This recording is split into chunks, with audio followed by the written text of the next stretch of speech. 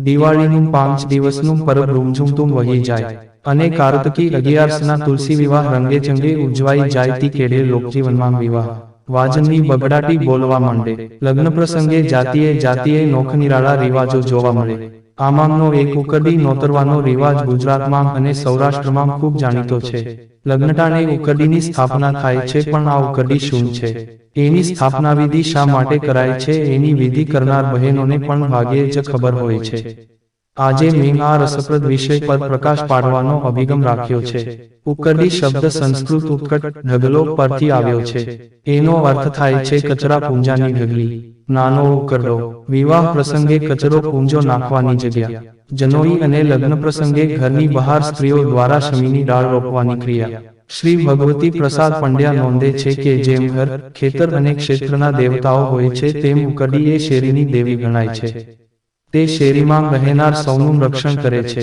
લગ્ન પ્રસંગે પ્રાચીન કાળે ઉચ્છિષ્ટ ભોજન પદાર્થ અને અન્ય કચરો નાખવા માટે ઘરથી થોડેક છેટે અમુક જગ્યા મુકરર કરવામાં આવતી ત્યાં ખાડો ખોદી તેમાં નાનકડી કુંડી મૂકી ઉચ્છિષ્ટ ભોજિની નામની દેવીનું આવાહન કરવામાં આવતું કેટલાકના મતે ઉકરડી વિઘ્ન કરનારી દેવી ગણાય છે તેથી ખાડો ખોદીને તેને દાટવામાં આવે છે લગ્નવિધિ પૂરો થતાં ઉકરડીમાં આવાહિત દેવીનું વિસર્જન કરવામાં આવતું મહોલ્લા માતા જેવી આ એક દેવી છે જે વિઘ્નોનો નાશ કરે છે તેથી કેટલેક ઠેકાણે ઉકરડીની જગ્યાએ ત્રિશૂળ જેવું નાનકડું માપું પ્રસ્થાપિત કરાય છે તે કદાચ હદમર્યાદા બતાવવા માટે પણ હોય કાઠિયાવાડમાં લગ્ન પ્રસંગે ઉકરડી નોતરવાનો રિવાજ ઉચ્ચ તેમજ લોકવર્ણમાં સર્વત્ર જોવા મળે છે ઉકરડી નોતરવાની વિધિ લગ્નના શાસ્ત્રમાં ક્યાંય દેખાતી નથી પણ ચાક વધાવો પસ ભરાવો પીઠી ચોળવી વગેરે વિધિઓની જેમ ઉકરડીની વિધિ પણ સ્ત્રીઓએ પાછળથી ઉમેરી દીધી હશે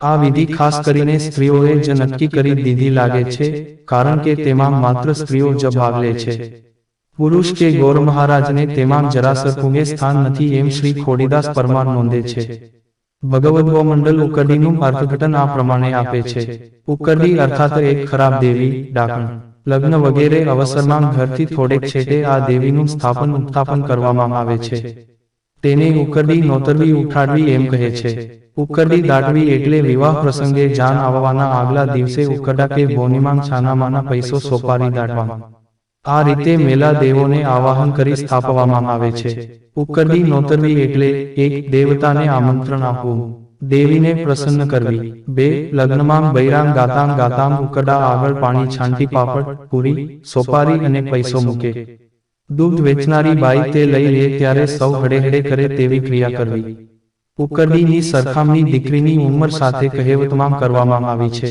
ઉકરડીને દીકરી વધતાં વાર નહીં દીકરી જોતામાં ઉંમર લાયક પરણવા લાયક થઈ જાય છે એ ભાવ અભિપ્રેત છે ઉકરડીનું સ્થાપન શેરીમાં શા માટે કરવામાં આવે છે એની એક દંતકથા આ પ્રમાણે મળે છે ઘણા વર્ષો પૂર્વે સૌરાષ્ટ્રના એક સંસ્કારી બ્રાહ્મણનો દીકરો કાશીથી ભણીને પાછો આવતો હતો વાટમાં એક ગામ આવ્યું તે તરસ્યો થયો હોવાથી કુવે પાણી પીવા ગયો બ્રાહ્મણ છું એમ કહીને એ કન્યાએ એને પાણી પાયું પાણી પીતાં બ્રાહ્મણ પુત્રે પોતાનું હૈયું ખોયું તપાસ કરતાં ખબર પડી કે એ કન્યા ઉતરતા વર્ણની છે બ્રાહ્મણ પુત્ર કહે પરનું તો એને જ નહીંતર આજીવન કુંવારો રહું વડીલો નામકર ગયા બ્રાહ્મણ અને પેલી કન્યાએ કુવે પડીને કમપ કર્યું પરિણામે બંને પ્રેતયોનીમાં ગયા એ પછી કુવા પાસે જ્યારે કોઈની જાન નીકળે ત્યારે જાનૈયાઓને તેઓ વિઘ્નો નાખીને હેરાન પરેશાન કરવા માંડ્યા પછી સૌએ મળીને આનું નિવારણ પૂછ્યું ત્યારે પ્રેતાત્માઓએ કહ્યું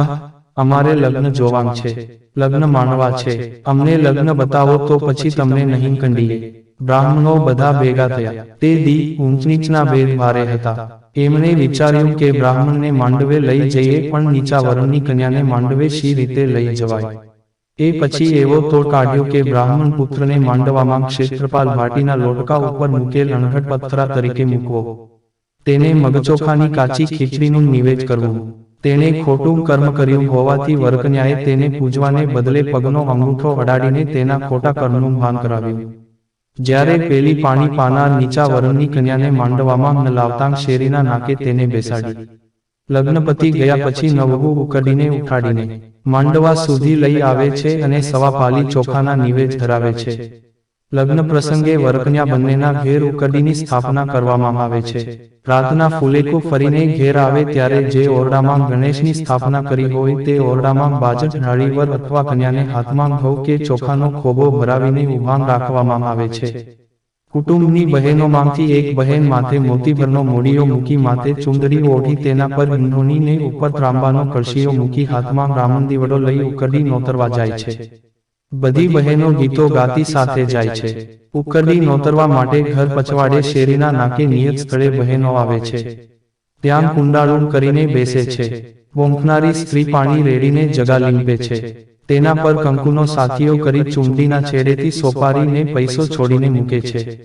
છાણનો સંપુટ મૂકીને 4 વખત તેને વધાવે છે. હાજર રહેલી સ્ત્રીઓને ઉકરડીનો ગોળ આપી કળશામાંથી થોડું થોડું પાણી આપે છે. આ પ્રસંગે સ્ત્રીઓ એકલી હોવાથી મશ્કરીના અને ઉઘાડાં ગીતો પણ મોજથી ગાઈ લે છે. ઉકરડી પ્રસંગે વહેંચવામાં આવેલો ગોળ સ્ત્રીઓ જ ખાય છે. લોકમાન્યતા એવી છે કે ઉકરડીનો ગોળ પુરુષો ખાય તો બાયલા થાય છે. આથી ઉકરડી નોતરવા જાય ત્યારે બહેનો છોકરાને સાથે લઈ જતી નથી. સ્ત્રીઓ ઉકરડી નોતરીને પાછી આવે ત્યાં સુધી વર કે કન્યાને બાજોટ ઉપર હાલ્યા ચાલ્યા કે બોલ્યા વિના મૂંગામંતર ઊભા રહેવાનું હોય છે. એની પાછળની લોકમાન્યતા એવી છે કે જો વર કન્યા બોલે તો એમની સાસુ ગુમની થઈ જાય છે. ગુજરાત સૌરાષ્ટ્રની જેમ રાજસ્થાનમાં પણ લગ્ન પ્રસંગે ઉકરડીની સ્થાપના કરવાનો રિવાજ જાણીતો છે. ત્યાં સ્ત્રીઓ ગાતી ગાતી ઉકરડી નોતરવા જાય છે ત્યારે દિયરને ભોજાઈ પણ સાથે જાય છે. એક કુંડીમાં લાડવો મૂકે છે. સાથે કપડાનો ચાબખો રાખે છે. ચતુર દિયરીઓ લાડવો લેવા આવે ત્યારે ભાભી એને ચાબખાથી ફટકારે છે. પછી નક્કી કરેલી જગાએ કુંડી અને રામપાતર દાટે છે. વાતડાહ્યા માણસો ઉકરડી પાછળનો ઉદ્દેશ આ પ્રમાણે સમજાવે છે. લગ્નવાળા ઘેર સૌ સગાવહાલા માંડવે આવે છે ત્યારે લગ્ન મહાલવા દરદાગીના સાથે લાવે છે. લગ્નની ધમાલમાં કોઈ દાગીનો તૂટી જાય કે ખોવાઈ જાય તેવી શક્યતાઓ વધુ રહે છે. આવી કિંમતી ચીજો કચરાપુંજા ભેગી ચાલી ન જાય તેની સાવચેતી રૂપે ઉકરડી સ્થાપવાનો રિવાજ આવ્યો હોય તેવી કલ્પના કરી શકાય. ઘરની જગ્યા સ્વચ્છ રહે તેવી ભાવના પણ આ રિવાજ પાછળ રહેલી છે. લગ્નના દિવસો દરમિયાન ઘરનો બધો જ કચરો જ્યાં ઉકરડીની સ્થાપના કરી હોય ત્યાં નાખવામાં આવે છે. લગ્ન ઉકેલાઈ ગયા પછી સ્ત્રીઓ ગાતી ગાતી ઉકરડી ઉઠાડવા જાય છે. કવિ દલપતરામે ઉકરડી અંગેનું ગીત પણ રચ્યું છે. આમ ગાતાં ગાતાં બહેનો ઉકરડીની જગ્યાએ જઈને ત્યાં દાટેલી સોપારી કાઢીને ભાણેજને આપી દે છે. પછી ત્યાંનો કચરો તપાસી લે છે કે તેમાં કોઈ ચીજ જણસ જતી તો નથી રહીને. ઉકરડીની સ્થાપના પાછળની ઉદાત્ત લોકભાવના એવી છે કે જેને ઘેર વિવાહ હોય તેને ત્યાં 20 પ્રકારના પવન વાય. સગાવહાલા ને કુટુંબીઓ અનેક સમસ્યાઓ સર્જે. લગ્નમાં નોખનિરાળા સ્વભાવના લોકો આવે ત્યારે ઘરવાળાને આ દિવસો દરમિયાન મોટું મન રાખીને રાગ, દ્વેષ, ઈર્ષા, કલહ, કુસંબને પેટમાં સમાવી દેવા જોઈએ. જેમ ઉકરડી બધા કચરાને સમાવે છે. લોક સંસ્કૃતિના પ્રતીકો પાછળની ઉદાત્ત ભાવના તો જુઓ. લોકગીતોમાં ઉકરડીના પણ અનેક ગીતો મળે છે. ઉકરડીના ગીતોમાં મોટાભાગે વિનોદી ગીતો ફટાણાં જ ગવાય છે. આ રહ્યું એવું એક મજાનું ફટાણું. શહેરોમાં તો ઉકરડી વિસરાઈ ગઈ છે પણ ગામડામાં ઉકરડીનો રિવાજ આજે અકબંધ રહેવા પામ્યો છે.